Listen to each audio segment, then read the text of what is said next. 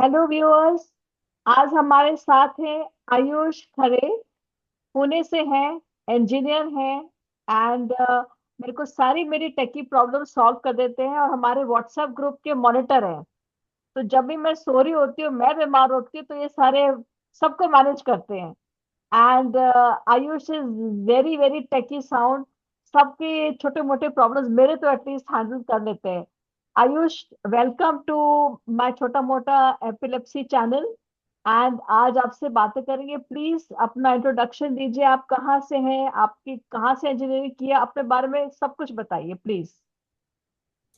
So, thank you for having me here, ma'am. मेरा नाम आयुष खरे है एंड और मैं वैसे तो जबलपुर से हूँ, बट अभी पुणे में रहता हूँ। और इंजीनियरिंग की बात करूँ तो मैंने ग्रेजुएशन पुणे से ही की है, भारतीय विद्यापीठ पुणे से। एंड करियर वाइज मैं अभी वाइस प्रेसिडेंट इन हूँ एक पुणे बेस्ड स्टार्टअप में। वहाँ पे मैं एक फाउंडिंग मेंबर भी हूँ।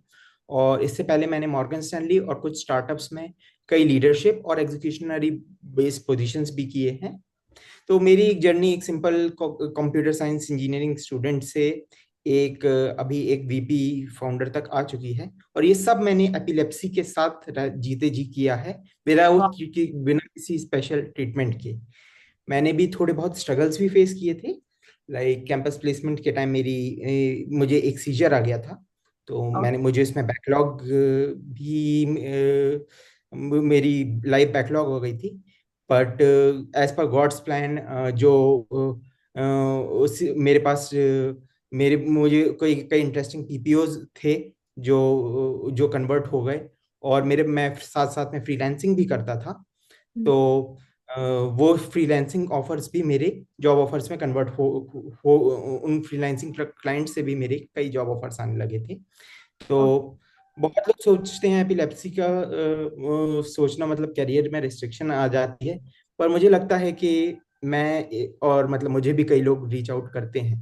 तो मुझे लगता है कि मैं अगर राइट माइंडसेट हो तो एपिलेप्सी क्या कोई चीज़ भी आपको लिमिट नहीं करती। बिल्कुल बिल्कुल। तो आप मेरे को बताइए, आपके एपिलेप्सी किस एज पे स्टार्ट हुई थी एंड कैसे शुरू हुई थी and what was the, I think आपने 14-15 साल में उम्र की उम्र बताया था। फीवर हुआ था कि आपको हेड इंजरी हुई थी, क्या हुआ था? आयुष, कैसे शुरू हुआ था? डॉक्टर ने क्या डायग्नोस किया था? तो मैम जैसे मुझे पहला सीजर तो 14 ईयर्स व्हेन मेरी एज जब 14 ईयर्स थी तब आया था। बिकॉज उस टाइम मल्टीपल फैक्टर्स हो सकते हैं, क्योंकि हम लोग रात में लेट भी सोए थे क्योंकि दिवाली का दिन था। And my father is an electrical engineer, तो he usually comes late at night because उस दिन काफी लोड होता है इस टाउन में। So he had to monitor all of the load. So I was used to it, but my brother wasn't. He was probably 11 or 10. तो उसमें काफी स्ट्रेस का वो आ गया था। ही वॉज ट्राइंग कि कब पूजा होगी, कब हम लोग पटाखे चलाएंगे एंड कब वो होगा। I was making him I was making him silent and all of those things. तो उसमें भी काफी मेरा स्ट्रेस बढ़ रहा था। फिर पापा 12 बजे तक आए थे, 12 बजे पूजा, लाइक 11-12 बजे तक आए थे, 11-12 बजे तक पूजा हुई, फिर खाना वगैरह खाया और फिर हम लोगों ने फेस्टिवल मनाया। तो काफी लेट हो गया था मेरे यूजुअल रूटीन में, तो वो आया। But that was only one seizure. Okay. Okay. फिर बट उसके that was only one seizure. फिर उसके अलावा जो था वो उसके बाद मेरी लाइफ काफी स्मूथली चल रही थी। हम्म, डॉक्टर ने मुझे मेडिकेशंस प्रिस्क्राइब की थी, उसके बाद लाइफ काफी स्मूथली चल रही थी। और बीच में कॉलेज में एक आध दो सीजर्स आए थे, but life as I told उसके बाद भी सेल थ्रू हो रही थी। बट लेकिन लाइफ 2021 के बाद when when I was at my peak of career, उस उस साल क्या हुआ, मैं अपनी अपनी जो उस वक्त मैं अपनी सब कुछ सॉर्टेड लग रही थी लाइफ। मैं उसी साल अपनी कंपनी का star employee of the year था और अवार्ड मिल चुका था मुझे। और मेरे स्किल्स के चर्चे भी बहुत जगह हो रहे थे। और लॉकडाउन के कारण एक्स्ट्रा टाइम था, तो मेरी फ्रीलांसिंग और वेब 3 वाले, वेब 3 और ब्लॉकचेन में भी मैं काफी वो कंट्रीब्यूट कर रहा था। तो at that time I was minting money mainly for the US based clients. Okay. But अचानक से मेरे सीजर्स बढ़ गए, okay. And I was working at the night shift back then. Reason night shift, और उसका रीजन यही था कि मैं नाइट शिफ्ट्स में काम कर रहा था, 6 बजे से 2:30 बजे तक। ओके। ओके। 6 बजे। सो 6 बजे से रात के 2:30 बजे तक। तो हम्म। डॉक्टर ने मुझे अचानक बोला कि अब आप रात में काम नहीं कर सकते। तो हाँ, एकदम ऐसे लगा जैसे दुनिया रुक गई मेरी। लैक ऑफ स्लीप या की वजह से। हाँ, क्योंकि हाँ। हाँ, जब उस टाइम मैं घर पे भी रहता था, तो अब बाकी लोगों का रूटीन के हिसाब से मुझे अपना रूटीन मैनेज करना वैसे भी वो नहीं होता। पूरी स्लीप साइकिल ही बदल जाती है, क्योंकि कोई ना कोई आपकी बेल बजाएगा ही आके। तो अ, उसके कारण ऑब्वियसली हमारी लाइफ रूटीन बिगड़ जाता है। तो I started getting frequent seizures. Okay. और उस समय मेरी यूएस जाने की भी बात चल रही थी। पर मैंने डॉक्टर से पूछा कि क्या मैं जा सकता हूँ। पर डॉक्टर ने बोला कि आपको एटलीस्ट 2 साल के लिए तो कोई केयर टेकर चाहिए ही होगा, and no one with me can fly home. And I was back, उस टाइम में 24 या 25 साल का ही था। तो मे बी 26 साल का, बट ज्यादा नहीं था। तो ग्रेजुअली मैंने डे जॉब स्विच कर ली, और जॉब मिल भी गई। वो एक्चुअली पिछली जॉब से थोड़ी बेटर भी थी। बट अंदर से कॉन्फिडेंस टूट गया था मुझे। हर हर वक्त अनसर्टेनिटी का डर लगा रहने लगा कि यही सब कुछ फिर से वापस ना हो जाए, लाइफ में ये फिर से कहीं और आ, सेटबैक ना आ जाए। अभी जब आप ये इतने सारे जॉब्स कर रहे थे, कभी आपने फेस किया, जैसे हम सब फेस करते हैं, बीच बीच में लोग बहुत सिंपथी हमसे करते हैं, ओ आपको सीजर्स हो रहे हैं, आपको एपिलेप्सी हो रहे हैं, और हमको ना ये बिल्कुल पसंद नहीं आता आयुष। तो हम लोग ये कैसे, लोगों का माइंडसेट कैसे चेंज करें? ओके, सबसे पहले मैं ये बता, इस क्वेश्चन का आंसर करने से पहले मैं ये बताना चाहता हूँ कि ये मैं किसी भी स्पेसिफिक एम्प्लॉय के अगेंस्ट नहीं बोल रहा हूँ। हम्म। जितनी भी कंपनीज ने अभी तक मैंने काम किया, उन्होंने मुझे इक्वल एम्प्लॉय की तरह ट्रीट किया, बिना किसी डिस्क्रिमिनेशन के हायर किया, और पूरी तरीके से सपोर्ट भी किया। ओके। इनफैक्ट मैं एक अननोन टाउन में था, तो मुझे एक सीजर आ गया, तो उस कंपनी के ऑपरेशंस हेड मेरे साथ पूरे हॉस्पिटल में पूरी रात भर मेरे साथ रुके भी थे। And okay. He was the operations head of that company. Hmm. और जब हम दूसरे टाउन में जाते हैं रिक्रूटमेंट के लिए, तो ऑब्वियसली टीम लेकर जाते हैं, सारे एम्प्लॉयज नहीं जाते कंपनी के। तो ऑब्वियसली लोग कम थे, फिर भी कोई ना कोई आके मेरा केयर टेक करता जा रहा था मेरे हॉस्पिटल तो रूम में। तो हाँ, दैट इज मतलब वेरी। एक तो मैं कम हो गया था, और एक मेरा केयर टेकर भी कम हो गया था। तो that was really supportive, and I will be always be grateful for such gestures. पर लेकिन कभी कभी जब ऐसी कुछ चीजें आ जाती हैं, कुछ लोगों से मेरा ऐसा एनकाउंटर हुआ है। जैसे मैं अपने के अच्छे करियर मोड पर जब चल रहा था, तो कुछ लोग ऐसे बोल देते थे, you are such a great great developer in spite of your challenges. ये इन हाँ। स्पाइट ऑफ योर चैलेंजेस ना, ये बहुत चुभता था मेरे को। मे बी वो लोग अप्रिसिएशन के इंटेंशन से बोलते होंगे, पर हर बार ये चीज बोलना मुझे सही नहीं लगता था। कई चेंज कर। बार, और हर बार मिलने पर कुछ कुछ लोग पूछते थे कि हाउ इज योर हेल्थ। और जब ये बार बार होने लगा, तो मुझे लगा मेरी एपिलेप्सी सिर्फ मेरी आइडेंटिटी बन गई है, मेरे काम मेरी आइडेंटिटी नहीं बनी। नहीं, आई एग्री। आप मुझे एंड हाँ, या बताइए। या पूछो।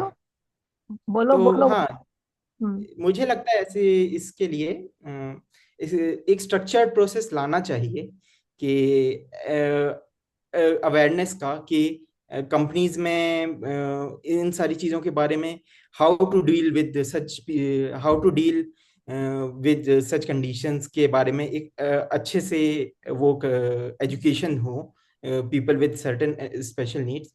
और एक चीज होती है कि कंपनीज में कुछ मैनेजर, हम ऑनबोर्डिंग के टाइम एचआर को बता देते हैं, हाँ। ओके, बट कुछ whenever our manager changes, तो कुछ मैनेजर्स इतने असर्टिव होते हैं कि हम, obviously they are not bad people, but उनको बताने में हमें थोड़ा सा वो लगता है कि अभी बताने के लिए comfort, I am not comfortable enough to tell him.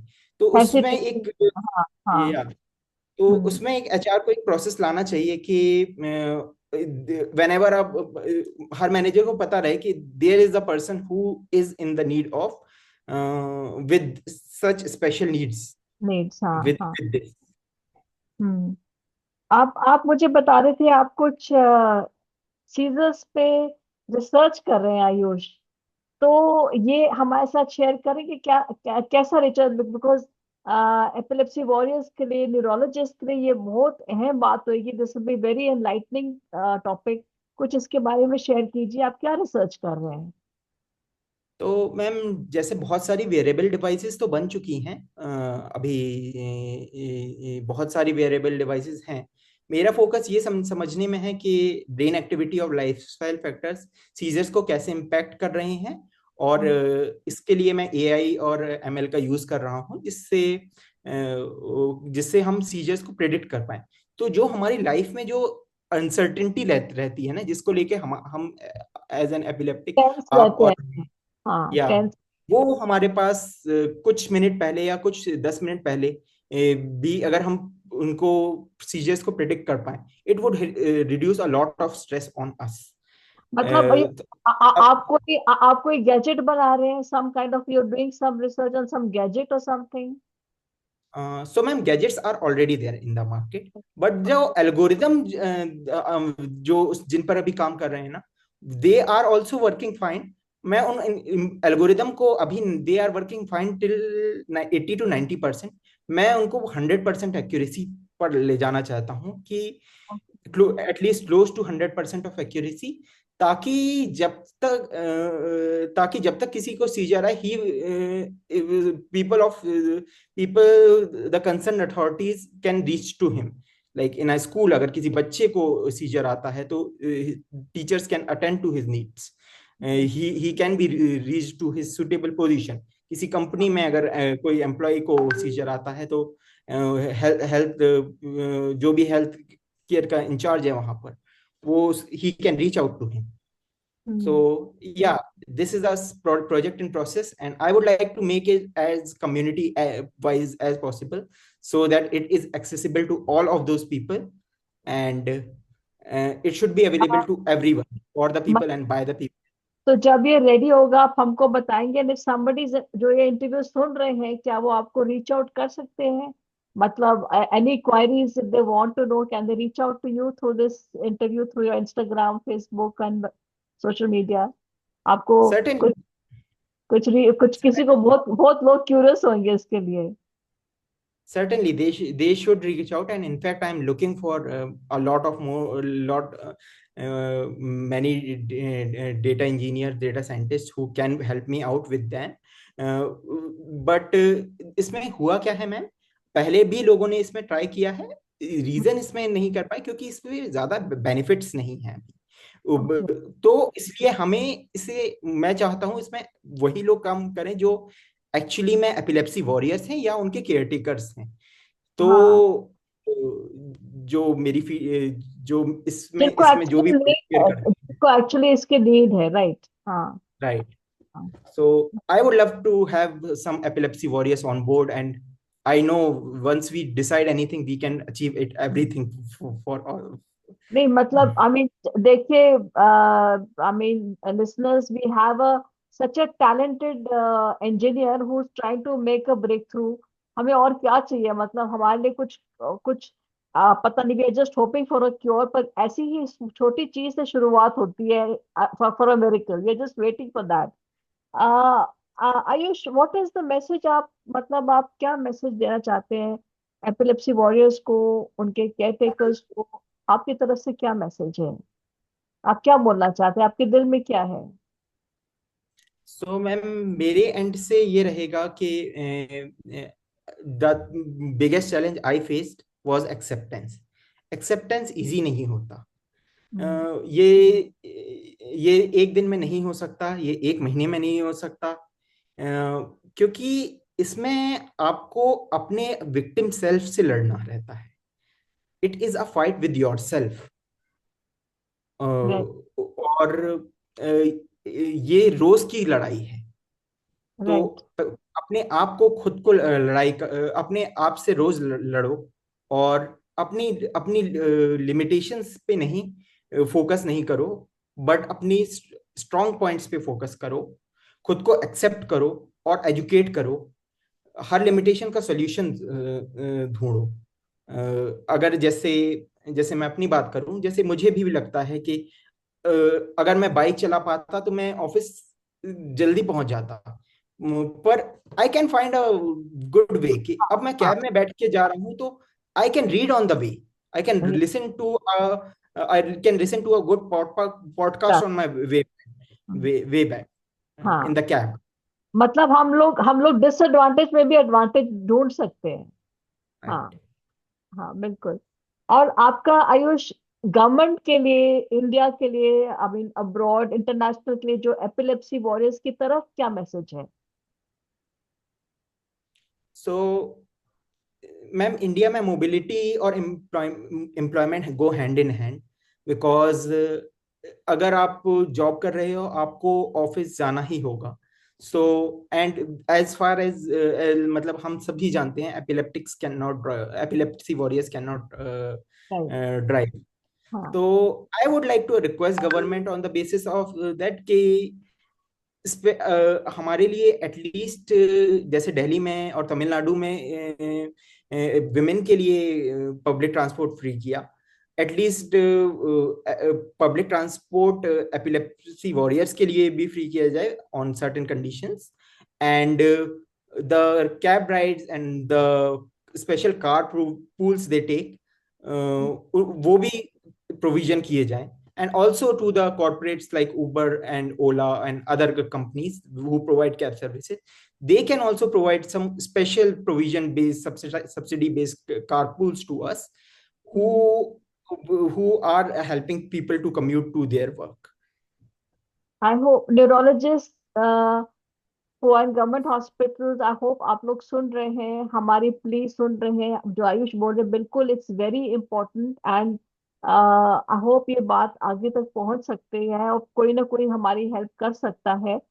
Ayush, क्योंकि ये जो ये एक होती है डिसेबिलिटी अलाउंस ऑल्सो, ये भी हमारी तरफ से हमको अगर मिल जाए थोड़ी सी, it would be very helpful for all of us, for हम सब एपिलेप्सी वॉरियर्स के लिए। क्योंकि जैसे आप हैं, you engineer, you are doing so well, आप जॉब भी कर रहे हैं और अर्न भी कर रहे हैं, कितना कुछ करे, बट आपसे कितने वर्स होंगे एपिलेप्सी वॉरियर जो कुछ नहीं कर पा रहे होंगे। आई थिंक हम लोग जो इंटरव्यू कर रहे हैं, अवेयरनेस फैला रहे हैं, हम उनके लिए कर रहे हैं, because we are being the voice for the voiceless, तो हम Certainly, लोग, हाँ, हम लोग, ma'am. हमारी हमारी लड़ाई उन्हीं के लिए है, हमारी लड़ाई उन्हीं के लिए। अच्छा, आपकी आपकी हॉबीज है रीडिंग, सर्फिंग, स्पोर्ट्स, ट्रैवलिंग, आपकी पेंटिंग भी है, तो पेंटिंग दिखाएंगे मुझे? एक एक ये देखिए, I want to show everybody, ये शरण्या सहाय, एक एपिलेप्सी वॉरियर, ये उसकी पेंटिंग है, देखिए, एवरीबॉडी कैन सी दिस। तो मैंने इसको अपना बैकग्राउंड बनाया है।